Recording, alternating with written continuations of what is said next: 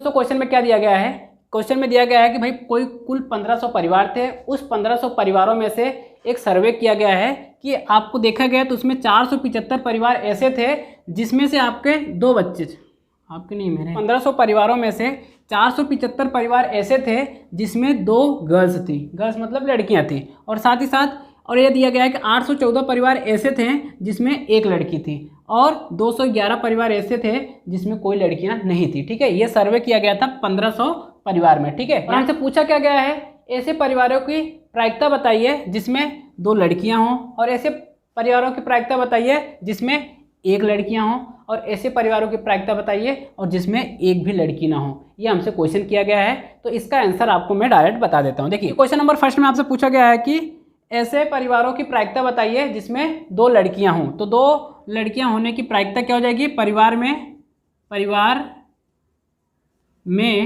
2 लड़की 2 गर्ल्स। ठीक है, गर्ल्स होने की प्रायिकता क्या हो जाएगी भाई, देखिए टोटल परिवार कितने थे, टोटल परिवार दे रखे हैं 1500 परिवारों में से उसमें गर्ल्स, ऐसे परिवार बताइए जिसमें 2 गर्ल्स हैं, यानी कि 1500 परिवारों में से ऐसे कितने परिवार थे जिसमें 2 लड़कियां हैं। तो ये भैया देखिए 475 परिवार ऐसे थे जिसमें 2 लड़कियां, तो यहाँ पे आ जाएगा 475। ठीक है, इसको आप डिवाइड करेंगे, कैलकुलेशन करेंगे तो ये आपका आंसर आ जाएगा। अब देखिए सेकंड में आपको पूछा गया है 1 लड़की होने की प्रायिकता ज्ञात करना है, यानी कि परिवार में 1 लड़की होने की प्रायिकता क्या हो जाएगी, तो परिवार में भाई लिख लेना, परिवार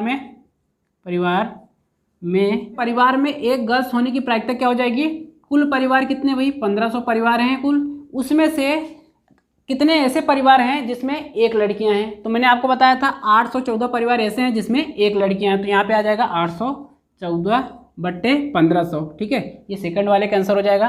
थर्ड वाले का आंसर क्या हो जाएगा, थर्ड वाले आंसर में आपको बताना है कोई लड़की ना हो। देखिए ऐसे कितने परिवार थे जिसमें कोई लड़कियां नहीं है, 211, यानी कि 211/1500। ठीक है, ये आपका आंसर हो जाएगा। इसमें ऐसे इतने परिवार कितने हैं, ऐसे परिवारों की संख्या जिसमें कोई गर्ल्स नहीं है, तो ऐसे कितने परिवार थे, 211 थे। तो ऐसे परिवारों की प्रायिकता बताइए जिसमें कोई गर्ल्स ना हो, तो यानी कि प्रायिकता क्या हो जाएगी, ऐसे परिवारों की प्रायिकता जिसमें 1 भी गर्ल्स ना हो उसकी प्रायिकता क्या हो जाएगी, 211/1500। ठीक है, ये आंसर हो जाएगा। ये थर्ड वाला का आंसर, ये सेकंड वाले का, और ये फर्स्ट वाले का आंसर। आई होप आपको समझ में आ गया हो। हम बात कर लेते हैं क्वेश्चन नंबर नेक्स्ट। नंबर 16 में आपको दिया गया है, दी गई आकृति में यदि कोण PQR बराबर कोण PRQ है तो सिद्ध कीजिए कि कोण PQS बराबर होगा कोण PRT के। यानी कि आपको दिया गया है क्वेश्चन में दिया गया है यहाँ पे एक ट्रेंगल है, इस ट्रेंगल में आपको दिया गया है एंगल PQR बराबर है एंगल PRQ के, यानी कि एंगल Q बराबर एंगल R है। डायरेक्ट आप कह सकते हो कि एंगल Q बराबर एंगल R आपको एक क्वेश्चन में दे रखा है। आपसे ये पूछ लिया गया है कि एंगल PQS बराबर होगा एंगल PRT के। ठीक है, ये आपसे पूछा गया कि ये होगा, ये आपको सिद्ध करना है। ठीक है, पता है हम यहाँ से ये लिख सकते हैं कि angle SQP plus angle PQR, angle PQR ये किसके बराबर हो जाएगा भाई, इन दोनों एंगलों को अगर हम सम करेंगे तो ये हो जाएगा 180 डिग्री के बराबर हो जाएगा। इसको हम बोल देंगे ये हमारा इक्वेशन फर्स्ट हो गया। भाई क्यों आया इक्वेशन फर्स्ट तुम्हारा, तो बोल देना रेखीय युग्म के कारण। कैसे, रेखीय युग्म। ठीक है, रेखीय युग्म के कारण ये हमको मिला है। रेखीय युग्म क्या होता है, जब 2 एंगलों का सम 180 डिग्री बराबर हो जाता है उसको कहते हैं हम रेखीय युग्म। इसी प्रकार से हम ये भी लिख सकते हैं भैया कि यहाँ पे हम ये लिख सकते हैं angle TRP, angle TRP plus angle PRQ, angle PRQ, इन दोनों को जोड़ेंगे तो कितना हो जाएगा भाई, ये भी आ जाएगा 180 डिग्री बराबर। क्यों, बोल देना रेखीय युग्म, बोल देना क्या, रेखीय युग्म के कारण आया। तो अब यहाँ पे इक्वेशन फर्स्ट और इक्वेशन सेकंड के देखेंगे, तो यहाँ पे देखेंगे आपका ये लेफ्ट हैंड साइड है और ये है राइट हैंड साइड। यहाँ पे भी देखेंगे ये है लेफ्ट हैंड साइड और ये है राइट हैंड साइड। जब लेफ्ट हैंड साइड के बराबर हो तो हम राइट हैंड साइड को राइट हैंड साइड के बराबर लिख सकते हैं, बट हमारा यहाँ पे राइट हैंड साइड के बराबर है तो हम इसे लेफ्ट हैंड साइड को आपस में बराबर लिख सकते हैं। ये हमारा अधिकार है। ठीक है, ये क्योंकि ये इसका रूल है। ठीक है, देखिए अब यहाँ से हम लिख सकते हैं समीकरण 1 व 2 से। ठीक है, समीकरण 1 व 2 से हम क्या लिख सकते हैं, यहाँ पर हम लिख सकते हैं angle SQP plus angle PQR आर बराबर हो जाएगा angle T R P plus angle P R Q के। ठीक है, कहेंगे पी क्यू आर कहाँ भाई, पी क्यू आर इस एंगल को इस एंगल के बराबर था, ये वाला एंगल इस एंगल के बराबर था, यानी कि एंगल क्यू की जगह पे एंगल हम आर लिख सकते हैं। तो देखिए यहाँ पे हम इसको ये करना है, एंगल एस क्यू पी को इसको आप बोल सकते हो एंगल पी क्यू एस। ठीक है, P Q S plus angle P Q are को हम क्या बोल सकते हैं, देखो पी क्यू आर को हम बोल सकते हैं एंगल पी आर क्यू। तो यहाँ बोल देंगे एंगल पी आर क्यू। ठीक है, क्यों बोला भाई, क्योंकि ये एंगल इसके बराबर था, इसके कारण हम जहाँ पे ये दिखेगा उसकी जगह पे ये लिख सकते हैं, इसी कारण हमने लिख दिया। और साथ ही साथ एंगल पी आर टी आप लिखेंगे। ठीक है, ये टी आर पी है या पी आर टी, ये एंगल दोनों एक है, मतलब एंगल क्या होना चाहिए, इसको आप आगे पीछे लिख सकते हो, जो एंगल है ना वो बीच में रहना चाहिए बस। ठीक है, उसको इधर उधर नहीं करना है, तो इसको आप लिख सकते हैं एंगल पी आर टी। और साथ ही साथ यहाँ पे आपको क्या दे रखा है, एंगल पी आर क्यू। अब देखिए यहाँ पे हम क्या कर सकते हैं, यहाँ पे थोड़ा सा आप सिंप्लीफाई करेंगे तो एंगल पी आर क्यू से angle P U R Q cut जाएगा, तो बचा क्या, तो यहाँ पे जो बचेगा वो हमको लिख देना है। तो यहाँ पे क्या, तो एंगल पी क्यू एस बराबर हो जाएगा एंगल पी आर टी के।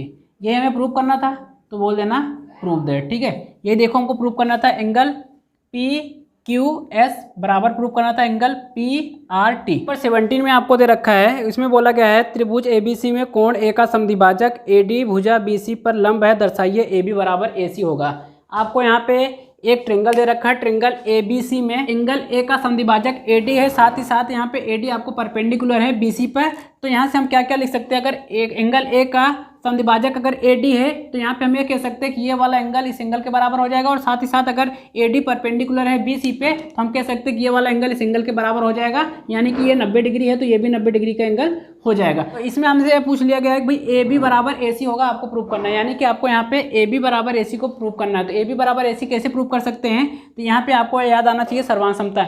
जब हमें किसी भी दो ट्रायंगल में करस्पॉन्डिंग एंगल या करस्पॉन्डिंग साइड को बराबर बताने की जरूरत पड़ेगी, वहाँ पे सर्वांग समता का यूज़ करके हम उसको बता सकते हैं आसानी से। इसीलिए हम बोलेंगे त्रिभुज यहाँ पे दो त्रिभुज बन रहा है, त्रिभुज ए बी डी, त्रिभुज ए बी डी और त्रिभुज ए सी डी में, त्रिभुज ए सी डी में। तो यहाँ पे हम क्या लिख सकते हैं, ये दोनों त्रिभुज में देखेंगे एंगल बी ए डी बराबर हो जाएगा एंगल सी ए डी के। क्यों भाई, बोल देना यहाँ पे एंगल ए का समद्विभाजक कौन है, एंगल ए का समद्विभाजक कौन है, बोल देना एंगल ए का समद्विभाजक ए डी है, इसी कारण तो ये बराबर ये हो जाएगा। तो इसी कारण हमने लिख दिया एंगल बी ए डी बराबर हो जाएगा एंगल सी ए डी के, यानी कि ये वाला एंगल इस एंगल के बराबर हम लिख सकते हैं, इसी कारण हमने लिख दिया। और साथ ही साथ हम बोल सकते हैं जो ए डी बराबर है वो ए डी है, क्यों, बोल देना दोनों में कॉमन है, कॉमन का मतलब होता है भैया उभयनिष्ठ है, इसको लिख लेना। और साथ ही साथ यहाँ पे हम ये बता सकते हैं ये वाला एंगल इस एंगल के बराबर है, तो हम कह सकते हैं एंगल बी डी ए बराबर हो जाएगा एंगल सी डी ए के, या तो आप बोल देंगे एंगल ए डी सी बराबर हो जाएगा एंगल ए डी बी के। इसकी क्यों बोल देना यहाँ पे 90 डिग्री है, तो ये आप डायरेक्ट बोल देंगे कि ए डी परपेंडिकुलर है बी सी पे। आपने दो त्रिभुज में 3 समानताएं बता रखा है। अब हम ये लिख सकते हैं जो त्रिभुज हमारा ए बी डी था ये सर्वांगसम हो जाएगा किसके, त्रिभुज ए सी डी के। जब कोई भी दो त्रिभुज आपस में सर्वांगसम हो जाते हैं तो इनके करस्पॉन्डिंग एंगल और करस्पॉन्डिंग साइड को हम बराबर लिख सकते हैं, ये हमारा अधिकार होता है। अधिकार इसलिए होता है क्योंकि हमने दो त्रिभुज को कॉन्ग्रुएंट यानी कि सर्वांगसम प्रूव कर दिया है। तो आप देखिए इसके आगे क्या करेंगे, हमने इस दोनों ट्रायंगल को कॉन्ग्रुएंट प्रूव कर दिया है, तो अब हम ये लिख सकते हैं कि ए बी बराबर किसके हो जाएगा, तो ए बी बराबर हो जाएगा ए सी के। भाई क्यों, तो बोल देना सी पी सी टी के कारण। सी पी सी टी का मतलब क्या होता है, corresponding part of congruent triangle, यानी कि अगर दो त्रिभुज आपस में सर्वांगसम हो गए हैं तो उनके संगत कोण और संगत साइडें हम बराबर लिख सकते हैं। ठीक है, संगत कोण और संगत भुजा को हम बराबर लिख सकते हैं जब दो त्रिभुज सर्वांगसम हो जाते हैं। आई होप दोस्तों आपको समझ में आ गया होगा।